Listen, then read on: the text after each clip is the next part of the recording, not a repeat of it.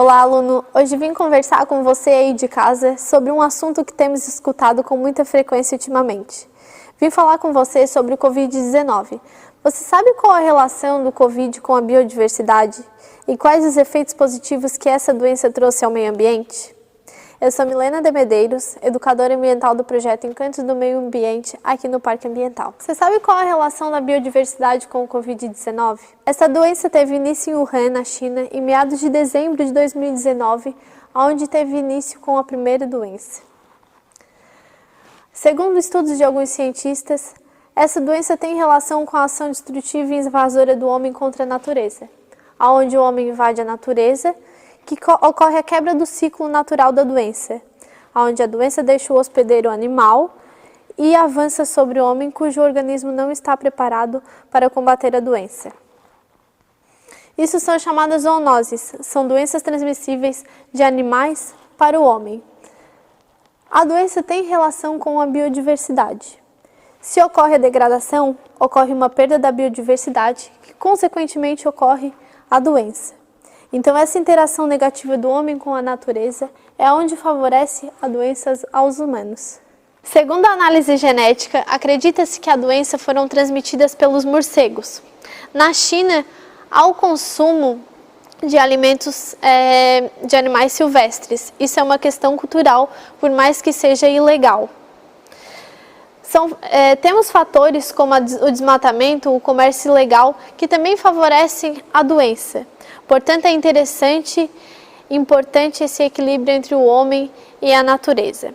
Na ecologia, a gente estuda o efeito de diluição.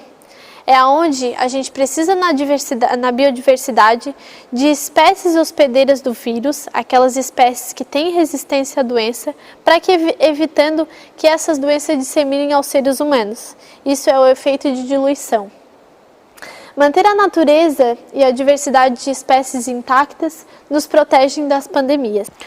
Você sabe qual o efeito positivo o Covid-19 trouxe ao meio ambiente? Mesmo em meio à pandemia, os efeitos do coronavírus sobre o meio ambiente têm se mostrado positivo em relação à redução dos impactos ambientais. Aqui eu coloquei uma fotinho de Wuhan, na China, em meados de janeiro, onde ainda ocorria a emissão de alguns gases. E aqui, nessa foto, em fevereiro, no início da quarentena, a gente já observa uma grande diminuição das emissões de gases.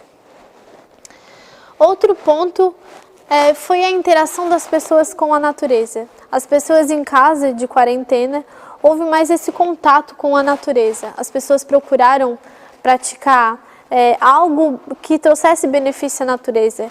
Começaram a praticar esse contato com a natureza, na produção de uma horta ou de uma compostagem.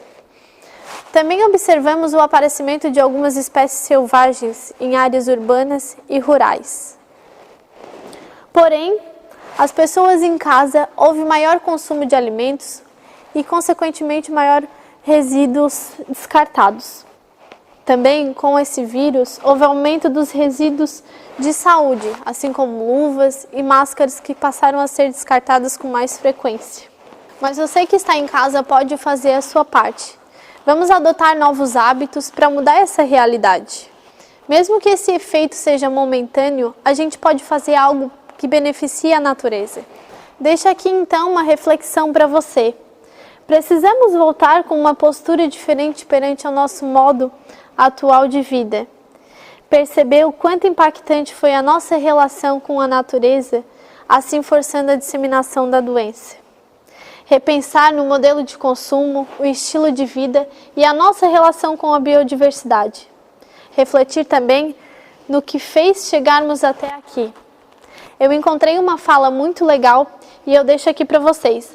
A natureza cuida bem de si mesma, então a melhor maneira de gerenciar as zoonoses, o vírus, é proteger a biodiversidade e conservá-la. Continue se protegendo e protegendo o meio ambiente. Faça a sua parte. Vamos criar novos hábitos para ajudar o nosso meio ambiente. Muito obrigado pela atenção.